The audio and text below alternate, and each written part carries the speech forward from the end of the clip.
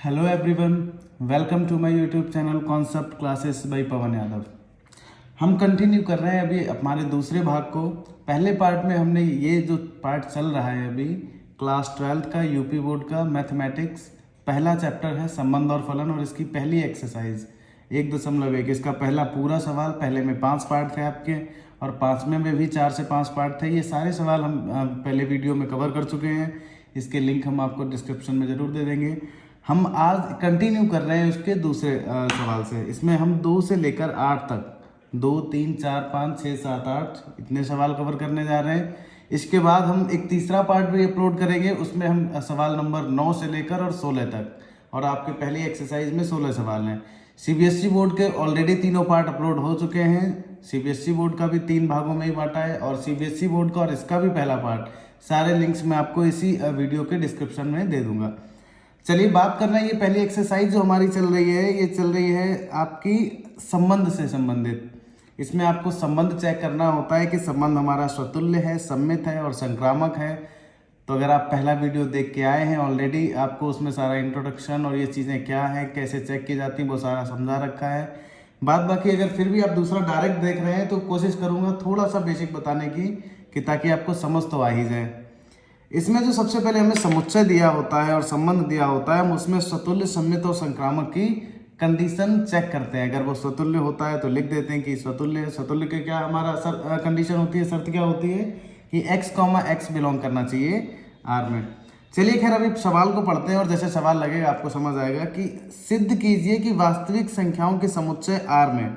अब यहाँ पे एक बहुत बड़ा शब्द ये है वास्तविक संख्याएं। तो वास्तविक संख्याएं क्या होती हैं? जैसे प्राकृतिक संख्याएं आपको पता है कि 1 से शुरू होती हैं और प्लस में ही रहती हैं अनंत तक, 1, 2, 3, 4। पूर्ण संख्याएं आपको पता है 0 से शुरू होती हैं। पूर्णांक आपको पता है माइनस में भी होती हैं, प्लस में भी होती हैं, 0 भी होता है। सम संख्याएं, विषम संख्याएं, ये सारी चीज़ें हमने पढ़ रखी हैं। लेकिन अभी बात करें वास्तविक संख्याओं की, तो वास्तविक संख्याएं में आपकी सारी संख्याएं आती हैं, चाहे वो पूर्ण हो, प्राकृतिक हो, सम हो, विषम हो, पूर्णांक हो, प्लस की, माइनस की, भिन्न वाली, दशमलव वाली, सारी आपकी वास्तविक संख्याओं में आती है। वास्तविक संख्याएं आपका संग्रह होती हैं जो दशमलव में भी होती हैं, पूर्णांक भी होते हैं, नकारात्मक भी होते हैं, सकारात्मक भी अंक होते हैं, सारे अंक होते हैं इसमें, केवल काल्पनिक को छोड़ के। चलिए तो अब वास्तविक संख्याओं का पूरा समुच्चय है, मतलब समुच्चय हम पूरा लिख नहीं सकते क्योंकि इसमें हर प्रकार की सभी संख्याएं हैं। और आपको जो संबंध दिया है वो दिया है a, b के रूप में। और a b क्या है कि अगर हम b का स्क्वायर कर दें तो वो या तो a के बराबर रहेगा या a से बड़ा रहेगा। चलिए पहले हम चेक करते हैं कि क्या ये स्वतुल्य है या नहीं है।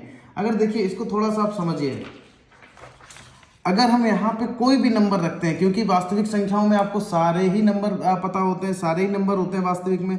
अगर हम यहाँ 2 और 5 रखते हैं, ध्यान से समझिए, तो 2 और 5 का मतलब क्या है कि जैसे अगर 5 की हम बात करें तो 5 का वर्ग करना है आपको, b का वर्ग करना है, 25 हो जाएगा। 25 हमेशा इस वाली संख्या से या तो बड़ा होगा या बराबर होगा, तो बिल्कुल 25 2 से बड़ा है।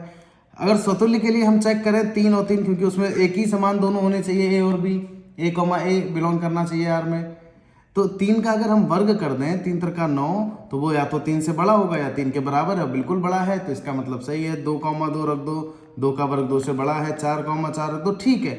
आप कितने भी इसमें नंबर रखते जाइए, वो हमेशा आपकी ये जो कंडीशन है ये संतुष्ट होगी। लेकिन अभी आपने जो नंबर रखे वो सारे आपके प्लस में थे, मतलब सारे आपके पूर्ण संख्या थी। अगर हम माइनस में भी रखते हैं तो माइनस में भी आपको पता होगा कि माइनस का वर्ग आपका प्लस का हो जाता है, तो वो भी ठीक है। यहाँ पे वास्तविक संख्याओं में आपको थोड़ा सा सोचना पड़ेगा कि क्या ये स्वतुल्य है, जबकि आपको सवाल में ही दे रहा है कि सिद्ध कीजिए कि ये ना तो स्वतुल्य है, जबकि ये स्वतुल्य निकल रहा है। तो देखिए वास्तविक संख्याओं का समुच्चय है, तो वास्तविक में तो आपकी धनात्मक भी आती है, ऋणात्मक भी आती है, भिन्नात्मक भी आती हैं। भिन्नात्मक जो 2/5, 6/7 इस रूप में होती हैं। अब जैसे कि आप यहाँ पे, ये तो चलो पूर्ण संख्या से हमने चेक किया और इससे प्राकृतिक संख्या से चेक किया, आ रहा है। अब हम बात करते हैं एक भिन्नात्मक संख्या रख के। देखो हम रख दें यहाँ पे 1/3, 1/3। अब 1/3 का वर्ग करो, b का वर्ग करो, तो ये आ जाएगा 1/9। 1 का 1 ही रहेगा, 9, 3 का 9। अब क्या ये कंडीशन इसको फॉलो करती है? जरा ध्यान से इसको समझिए कि 1/9 जो है 1/3 से छोटा है कि बड़ा है। तो तो देखिए प्लस में संख्या जितनी बड़ी होती है वो बड़ी होती जाती है, लेकिन आपको पता होगा कि माइनस में संख्या जितनी बड़ी होती जाती है वो उतनी ही छोटी होती जाती है। जैसे कि अगर हम बात करें -1, -2, -3, तो -1 बड़ा है, ये इससे छोटा है, ये इससे छोटा है। माइनस में संख्या जितनी बड़ी होगी उसका मान जो होगा वो उतना ही छोटा होगा। सेम यही चीज़ भिन्न में होती है कि भिन्न में ये आपको बड़ी लग रही है, ये भिन्न की संख्या ये छोटी है और ये बड़ी है। अगर मैं बात करूँ 1/4, 1/5, कौन सी छोटी है? इसमें जो आपको बड़ा लग रहा है 5, ये छोटा है। क्लियर है ना? अब ऐसे ही आप समझिए कि 1/9 यहाँ पे छोटा है, मतलब अगर जैसे ही हमने भिन्नात्मक मान रखा है यहाँ पे जो कि वास्तविक संख्या में आता है, तो भिन्नात्मक मान रखने पे ही हमारी जो कंडीशन थी कि a हमेशा b² से b का स्क्वायर कर दो उससे हमेशा छोटा होगा, वो बदल गया, ये बड़ा है। क्लियर है ना? इसको समझ पा रहे हैं? कनेक्ट करिए। तो यहाँ पे अगर हम बात करें, अब ध्यान से समझिए, यहाँ अब या तो आप x, लिख सकते हैं या आप सीधा लिख दें कोई एग्जाम्पल देके कि यहाँ 1,3, 1,3, आप कोई सा भी लिख दें, जरूरी नहीं यही, आप कोई सा भी लिख सकते हैं क्योंकि वास्तविक संख्याएं में कोई 1-2 संख्याएं नहीं है, अनंत संख्याएं हैं। ये बिलोंग नहीं करेगा आर में। या आप ऐसे भी लिख सकते हैं कि यहाँ x, बिलोंग नहीं करेगा आर में, मतलब सेम जैसे नंबर प्राकृतिक संख्याओं के लिए तो ठीक है, और हमें जब तक संबंध हर नंबर से जो भी आपको दिया समुच्चय उसके हर नंबर से संतुष्ट नहीं करता है तब तक वो हमारा स्वतुल्य नहीं होता है, या कोई सा भी ना सममित ना संक्रामक उसकी कंडीशन में। तो अगर सबसे पहले हम बात करें 2,2 से हो रहा था, यहाँ पे 3,3 से भी हो रहा था, 4,4 से भी, लेकिन वास्तविक में तो सारी आती है, तो सबसे होना चाहिए। हमने एक भिन्नात्मक मान लिया, उससे नहीं हुआ, इसका मतलब ये बिलोंग नहीं करता है, अतः यह स्वतुल्य नहीं है। जब x, बिलोंग ही नहीं करता है आर में तो ये स्वतुल्य नहीं है। अब हम बात करते हैं, अब हम बात करेंगे यहाँ पे सममित की। आ जाइए, जैसे यहाँ पे अब कोई सा भी आप एक नंबर ले लें, यहाँ पे अब आप थोड़ा सा सोचना पड़ेगा। यहाँ पे हम अगर ले लें सपोज दैट 2, यहाँ पे इसके स्क्वायर से भी एक थोड़ा बड़ा, 2 का स्क्वायर 4 होता है, 4 से बड़ा कोई सा भी सोच लो आप, 5, 6, 7, 8, मान लो हम ले लेते हैं 2,5, तो 2,5 तो बिलोंग करेगा ही यार में। ये मैंने क्यों बोला कि 2 से बड़ा लेना है या जो भी नंबर यहाँ लो इसके वर्ग से बड़ा लेना, अभी आपको पता चलेगा कि यहाँ पे मान लो हमने 2,5 ले लिया, दोनों वास्तविक संख्याएं होती हैं, 2,5 इसमें बिलोंग कर रहा है। क्यों बिलोंग कर रहा है? क्योंकि 5 का वर्ग करो 25, 2 से तो बड़ा ही होता है, ठीक है। लेकिन क्या 5,2 बिलोंग कर रहा है? 5,2, यहाँ 2 का वर्ग करो 4, 5 से तो बड़ा नहीं है, इसीलिए हमने बड़ा लिया था। अगर हम यहाँ पे 3 लेते तो वो तो बड़ा दिखाई पड़ जाता। तो हम हमेशा वर्ग से बड़ा लेंगे, क्योंकि जैसे ही हम y, x करेंगे तो वो हमारी कंडीशन संतुष्ट नहीं होगी, तो हम बोल देंगे कि सममित नहीं है। 2,5 तो बिलोंग कर रहा है, लेकिन 5,2 यहाँ पे रख के देखो, 5,2, 2 का वर्ग भी इससे छोटा ही आ रहा है, तो 5,2 डजंट बिलोंग टू आर। और x, या ऐसे भी लिख सकते हो कि x, y तो बिलोंग कर रहा है आर में, लेकिन y, x जो है वो बिलोंग नहीं कर रहा आर में, अतः यह सममित नहीं है। समझ रहे हैं ना? अब हमें क्या तीसरी कंडीशन लगानी पड़ेगी संक्रामक की, x, y, y, z और x, z वाली। अब ले लो, अब देखिए यहाँ पे, अब x, y, z के लिए कोई, इसके लिए भी एक अच्छा सा एग्जांपल ढूंढते हैं। सपोज दैट हम बात करते हैं यहाँ पे 2,5 से शुरू कर लो आप, या 2,5 चलो अभी लिया था, आप यहाँ पे ले लो 2 से बड़ा कोई 10 ले लो। मान लीजिए हम यहाँ पे एक एग्जांपल लें कि 10,4 ये बिलोंग कर रहा है यार में। देख लो, 10 यहाँ रखो, 4 यहाँ रखो, 4 का वर्ग करो 16, 10 से तो बड़ा ही है, ठीक है। मतलब इसको मान लो x, y। अब y से कोई शुरू करोगे नंबर तो 4 से शुरू कर लो, 4,2 मान लो, ये भी बिलोंग, 4,3 मान लो आप।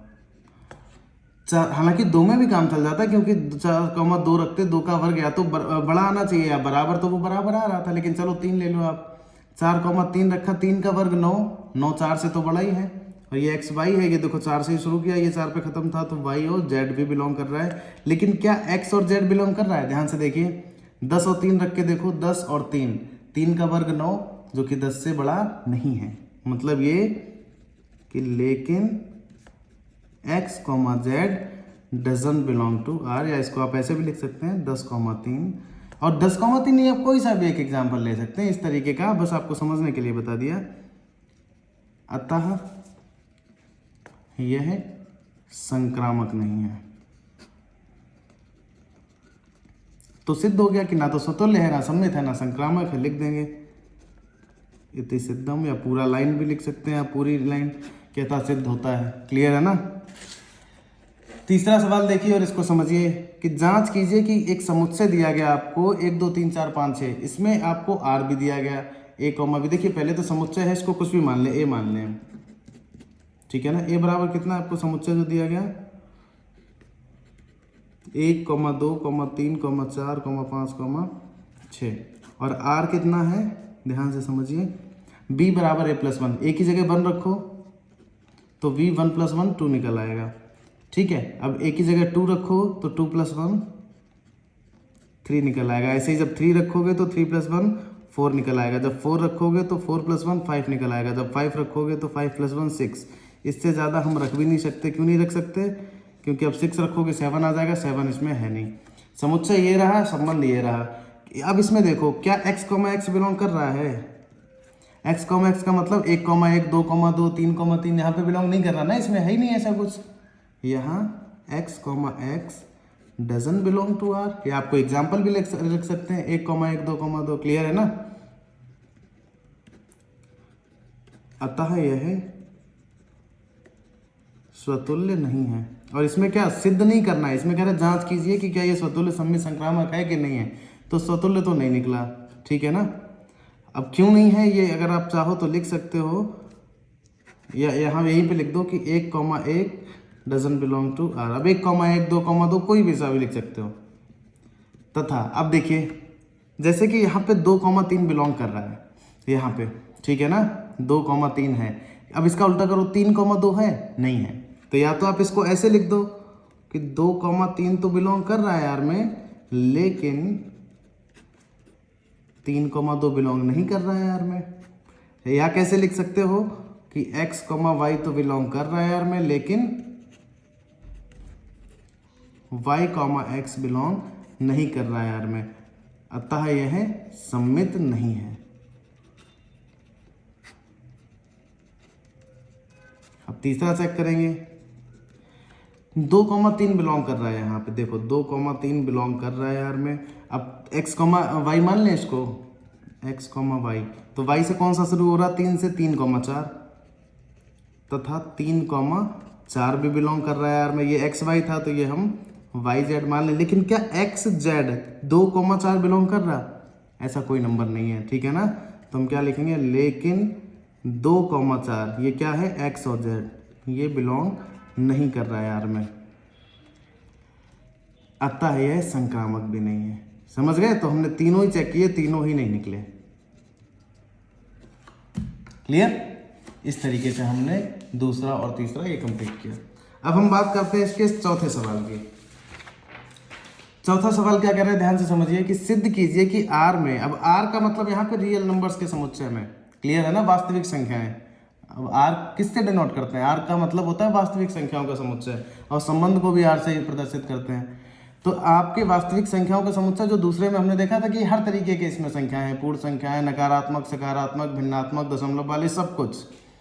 तो उसमें आपका A और B एक संबंध दिया गया है, और A का मान B से या तो छोटा है या बराबर है, ठीक है। आपको बताना है और सिद्ध करना है ये कि R जो है वो स्वतुल्य और संक्रामक तो है, लेकिन सम्मित नहीं है। देखिए यहाँ पे आप कोई सा भी नंबर रखो, 2 और 2, 2 और 2 रखो, 2 और 2, यहाँ पे बराबर का ऑप्शन है ना, इसलिए आप कुछ भी रखोगे तो हमेशा संतुष्टि ही आपको, आपका जो कंडीशन दिया गया है B में वो हमेशा संतुष्ट करेगा, क्योंकि इसने बराबर का साइन दिया है। क्लियर है ना। अगर 2 और 2 रखोगे तो या तो 2 से छोटा या बराबर है, तो यह वाला ऑप्शन मिल गया ना कि बराबर है। 3, 3 बराबर है, 4, 4 बराबर है।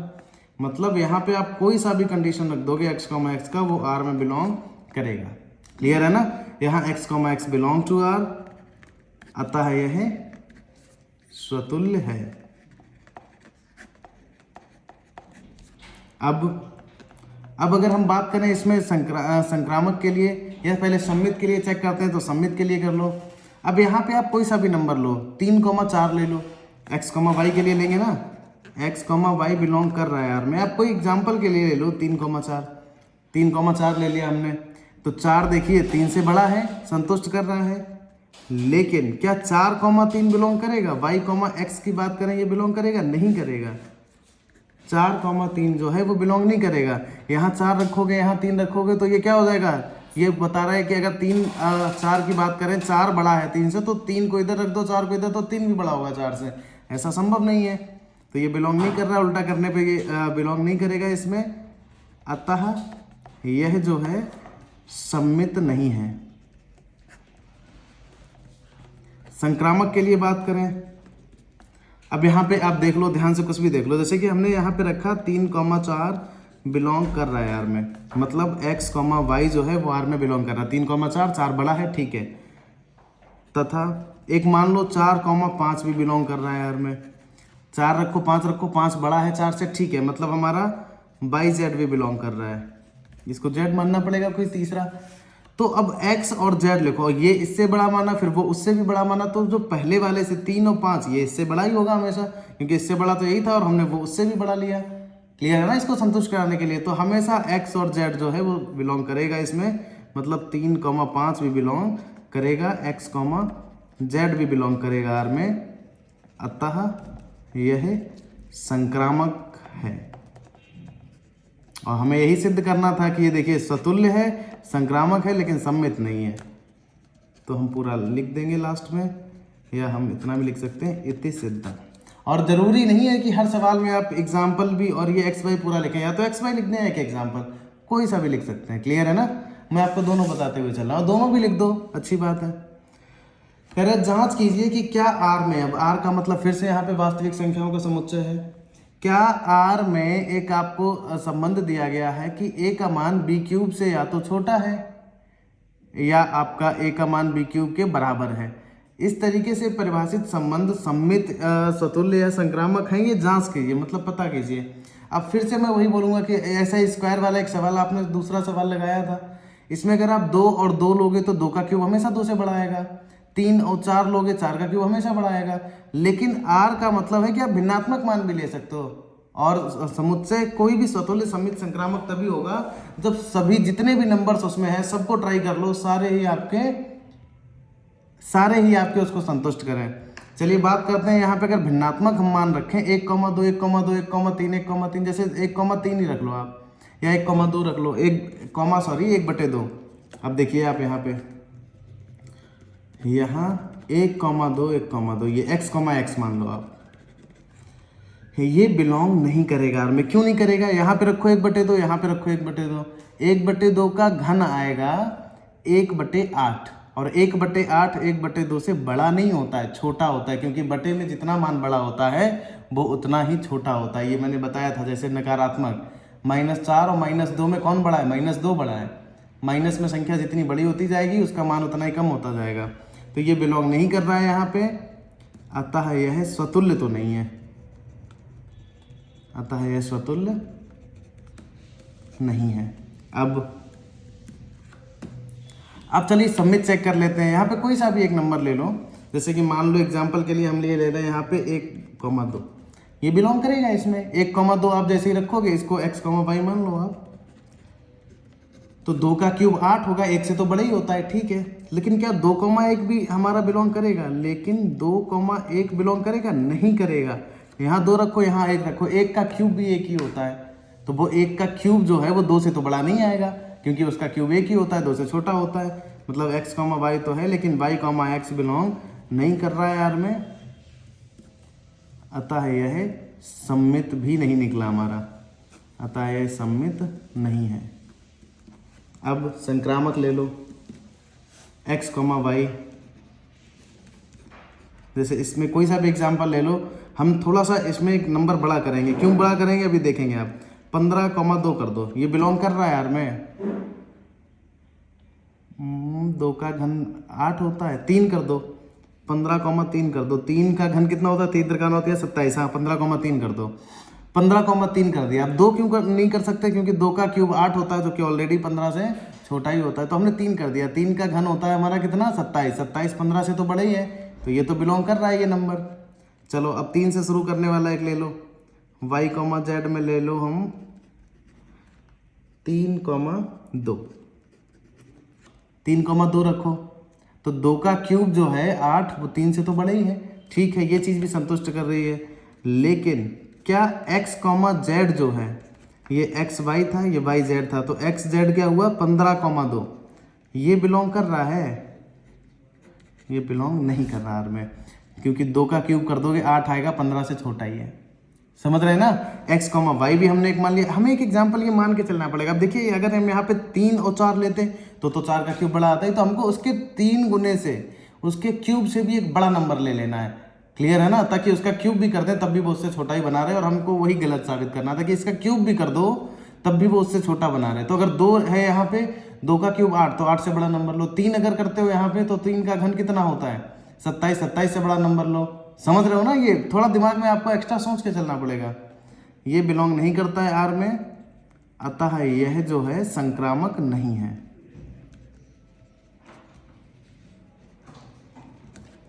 क्लियर है ना? चलिए अब हम बात करते हैं इसके सवाल नंबर 6 की।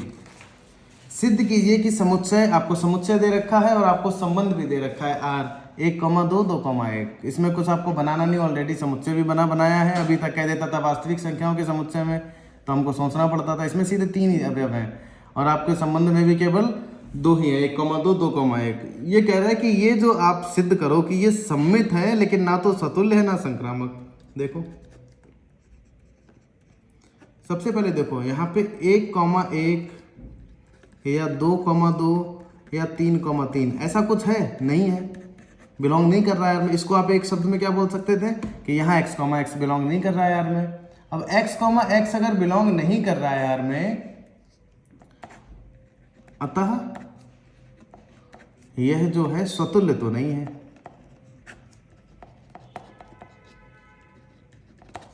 क्लियर है ना? तथा 1,2 है तो क्या इसका उल्टा 2,1 है? बिल्कुल है, वही 2 हैं केवल। यहाँ पे लिखेंगे, यहाँ 1,2 बिलोंग कर रहा है यार में, तथा 2,1 भी बिलोंग कर रहा है यार में। मतलब इसको आप ऐसे भी लिख सकते थे कि x, y तो बिलोंग कर रहा है यार में, और y, x भी बिलोंग कर रहा है यार में, अतः यह सम्मित है।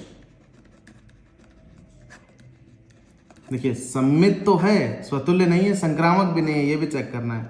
अब देखिए यहाँ पे 1,2 तो बिलोंग कर रहा है यार में, मतलब x, y, लेकिन ऐसा कोई y, z तीसरा है ही नहीं इसमें अवयव। मतलब 1,2 है तो 2,3 भी होता। क्लियर है ना? इसमें से 2,3 भी होता, जैसे मान ले 2,3, यही बिलोंग नहीं कर रहा है यार में। तो हम तीसरे की x और z चेक ही क्या करेंगे जब y, z ही नहीं है, अतः यह संक्रामक नहीं है।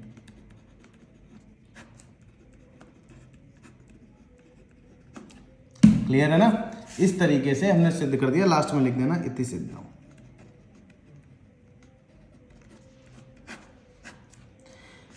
सवाल नंबर 7, सेकंड लास्ट इस पार्ट का। सिद्ध कीजिए कि कॉलेज में पुस्तकालय की समस्त पुस्तकों के समुच्चय ए में, एक कॉलेज है उसमें ए का जो समुच्चय बनाया है वो उस कॉलेज में, पुस्तकालय का मतलब है लाइब्रेरी, उसकी जितनी किताबें हैं वो आपके सब समुच्चय में आ गई। सारी किताबें हैं समुच्चय में। ठीक है, लिख तो नहीं सकते लेकिन इसको समझ सकते हैं। और आर में संबंध में क्या है, ऐसी किताबें हैं x, y की x और y में पेजों की संख्या समान है। वो किताबें रखी हैं जिनमें पेजों की संख्या समान है, जितने x में पेज हैं उतने ही y में पेज हैं। आ जाइए बात करते हैं यहाँ पे, इसको भी चेक करना है। और इसमें क्या चेक करना है, ध्यान से समझिए कि यह प्रदत्त संबंध आर जो एक तुल्यता संबंध है। अब तुल्यता संबंध क्या होता है? तुल्यता संबंध वही संबंध होता है, ध्यान से समझिए, जो संबंध आपका स्वतुल्य भी हो, सममित भी हो और संक्रामक भी हो। अगर तीनों संबंध हमारे निकल आते हैं तो हम फाइनली बोल देंगे कि अतः यह तुल्यता संबंध है। आ जाओ, इसका मतलब तुल्यता संबंध का मतलब क्या है कि आपका सम्मित भी होना चाहिए, स्वतुल्य भी होना चाहिए, संक्रामक भी होना चाहिए। अब देखिए यहाँ पे x, x बिलोंग करेगा आर में, करेगा, क्योंकि x, x का मतलब क्या है कि जितने इसमें पेज हैं उतने ही इसमें पेज होने चाहिए। यही तो संबंध है, x और y में पेजों की संख्या समान होनी चाहिए। तो यहाँ पे दोनों तो एक ही जैसे लेते हैं हम स्वतुल्य में, तो x में जितने पेज हैं उतने ही x में पेज हैं, तो ये बात तो सही है क्योंकि एक किताब में सेम ही पेज होते हैं। बिलोंग कर रहा है आर में। और क्यों कर रहा है, अगर लिखना चाहो लिख लो, क्योंकि x तथा x किताब में समान पेज है, समान संख्या है पेजों की।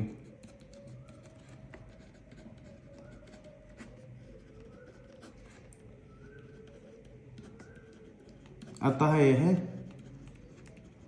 स्वतुल्य है। अब चलिए सम्मित हमें करना पड़ेगा चेक। अब सम्मित के लिए x, y, जैसे कि मान लें हम x, y बिलोंग कर रहा है यार में कि जितने x में पेज हैं उतने ही y में है, तो क्या हम इसको ऐसे लिख सकते हैं कि जितने y में है उतने ही x में है? उल्टा भी लिख सकते हैं ना हम इसको, बिल्कुल लिख सकते हैं। बिलोंग कर रहा है यार में, अतः यह सम्मित है।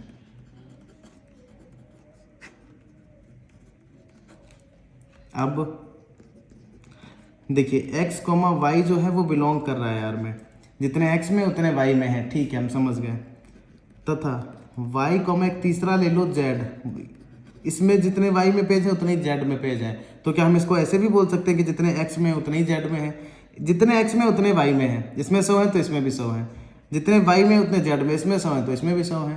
तो x और z में भी तो 100 हुए, मतलब जितने x में उतने ही z में है।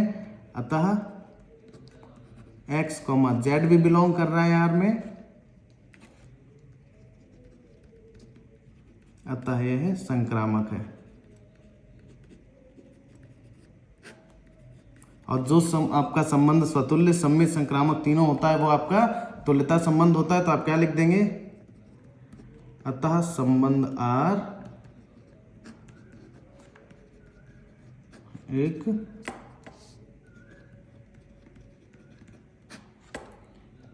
तुल्यता संबंध है। क्लियर है ना? इस तरीके से आपने इसका 7वां सवाल लगाया। तो बस समझना होता है, और एक्स्ट्रा एक्टिविटीज, कोई एक्स्ट्रा कैलकुलेशन तो है नहीं इसमें। इसका लास्ट सवाल इस पार्ट में जो हम कवर करेंगे, इसके बाद हम थर्ड पार्ट में आपके बचे हुए सवाल देंगे। चलिए, कह रहा है कि सिद्ध कीजिए कि A एक समुच्चय है, 1 2 3 4 5, ठीक है, इसमें 5 अवयव हैं, और R जो है वो किस तरीके से है? A, B, और A और B में क्या संबंध है कि mod of A minus B सम संख्या है। सम संख्याएं क्या होती हैं? 2 4 6 8 10, और आपकी जानकारी के लिए आपको बता दें कि 0 भी सम संख्या में आती है। क्लियर है ना? और मॉड का क्या मतलब होता है? मॉड का मतलब केवल इतना होता है, ध्यान से समझिए, कि अगर मान लीजिए 5 में से 2 घटाएंगे तो 3 आएगा, लेकिन अगर 2 में से 5 घटाएंगे तो -3 आएगा। लेकिन यही अगर मॉड लगा हुआ है, मॉड ऑफ 2 - 5, तो माइनस का नहीं आएगा, फिर हमेशा प्लस ही आएगा। इसका मतलब यह है कि अगर हम 2 में से 4 घटाएं, 4 में से 2 घटाएं, आंसर एक ही आएगा, माइनस से कोई मतलब नहीं है। चलिए, अब ये क्या कह रहा है पहले ध्यान से समझिए। इसका हम R बनाएंगे, संबंध पहले बनाते हैं इसका। R क्या होगा? ये तो हमारा दे रखा है 1 2 3 4 5, ठीक है ना? R में क्या है? R में इस तरीके से है A, B, ध्यान से समझिए कि अगर हम उसको घटा दें, चाहे इसमें से ये चाहे इसमें से ये, माइनस का आएगा नहीं क्योंकि मॉड लगा, तो वो सम आना चाहिए। 0 भी सम है, तो पहले तो इसमें खुद के साथ ही लिख दो कि 1, 1 को 1 से घटा दो, 0 सम आएगा। 1, 1 है तो 2, 2 भी है, 3, 3 भी लिख सकते हैं, सबको घटाने से 0 ही आएगा। 4, 4 भी लिख सकते हैं, और 5, 5 भी लिख सकते हैं। क्लियर है ना? और क्या लिख सकते हैं? आप ध्यान से देखिए, 1 के साथ में अब हम अगर 2 को लिखते हैं तो 1 और 2 को घटाओगे तो 1 आएगा, ना कि 2 आएगा। अब 1 आएगा, वो सम संख्या है नहीं, तो हम 1 के साथ क्या लिख सकते हैं? 3 तो लिख सकते हैं। अब 1, 3 लिख सकते हैं, तो हम 3, 1 भी लिख सकते हैं। क्यों? क्योंकि 1 में से 3 घटाओगे, मॉड लगे हुआ है, तो वो भी 2 आएगा, और 3 में से 1 घटाओगे वो तो 2 आएगा ही। समझ रहे हैं ना? 1 को 3 के साथ लिख सकते हैं, 1 को अब 4 के साथ नहीं लिख सकते, 3 आएगा घटाने पे। 1 को 5 के साथ लिख सकते हैं, अब 1, 5 लिख सकते हैं, तो 5, 1 भी लिख सकते हैं, क्योंकि मॉड लगा हुआ है तो प्लस आने नहीं देगा, माइनस आने नहीं देगा, प्लस ही आएगा। चलिए, 1 के साथ हो गया। अब 2 को लो, 2 को 3 के साथ तो नहीं ले सकते हैं, 2 को किसके साथ ले सकते हैं? 4 के साथ, क्योंकि 2 को 4 के साथ लोगे, घटाने पे 2 आएगा, सम संख्या। हमें आंसर में सम चाहिए, बस ऐसे नंबर लिखने, इनको घटा दो, चाहे इसमें से ये या इसमें से ये, बस सम आना चाहिए। तो 2, 4 है या 4, 2 एक ही बात है। अब 2 को अगर हम 5 के साथ लिखते हैं तो 3 आएगा, तो उसको भी छोड़ दो। अब 3 को ले लो, 3 को हम ले सकते हैं 5 के साथ में, 5 में से 3 गया 2, 3 में से 5 गया -2, मॉड लगाई है, 2 आ जाएगा। तो हम इसको 5, 3 भी लिख सकते हैं। इस तरीके से इतना आ गया इसमें। क्लियर है ना?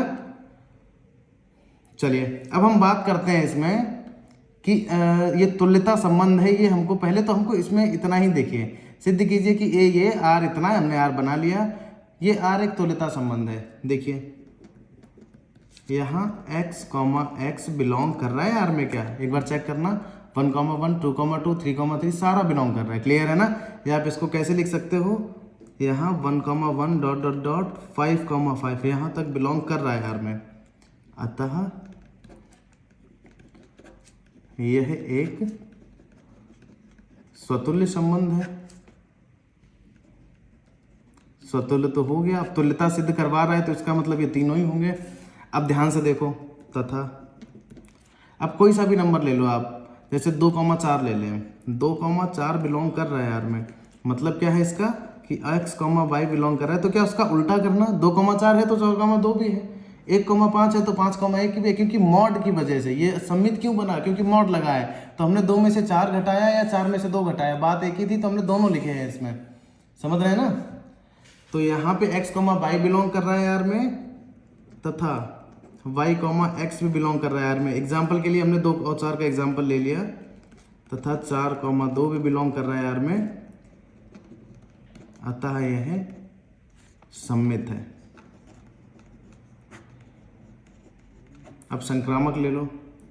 अब देखिए x, y तो बिलोंग कर ही रहा है यार में, x, y के तौर पे आप ले लो, मान लीजिए हम 1,5 को ले लेते हैं। आप कोई सा भी उठा सकते हैं, एग्जाम्पल सारे तो नहीं लिख सकते, अब हम एक ही तो लिख सकते हैं। अब तथा y, z भी ले लो, मतलब 1,5, अब 5 से शुरू होने वाला कोई सा भी ले लो, 5,3 ले लो, ये भी बिलोंग कर रहा है यार में। तथा अब x और z बिलोंग कर रहा है क्या, 1 और 3, वो भी बिलोंग कर रहा है। क्लियर है ना, 1,3 मतलब x, z ये भी बिलोंग कर रहा है यार में, अतः यह संक्रामक है। और जो संबंध आपका स्वतुल्य, सम्मित और संक्रामक होता है वो तुल्यता होता है, तो आप क्या लिख देंगे, अतः संबंध R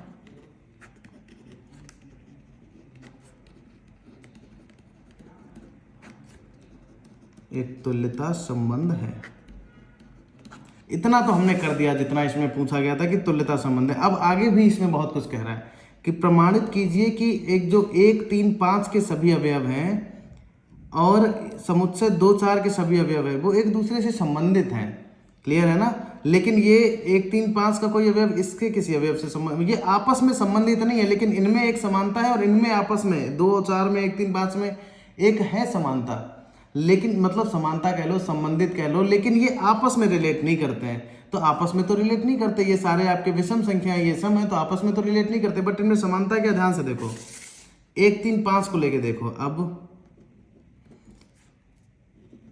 1, 3, 5 देखिए, मॉड ऑफ 1 - 3 कितना आ रहा है, 2, जो कि एक सम संख्या है, इसको हम घटा रहे हैं जो कि हमारा संबंध दिया गया था, मॉड ऑफ a - b। 1, 3 के बाद में 1, 5 ले लो, मॉड ऑफ 1 - 5, 4, मॉड की -4 क्यों नहीं आ रहा है, क्योंकि मॉड लगा है, सम संख्या है।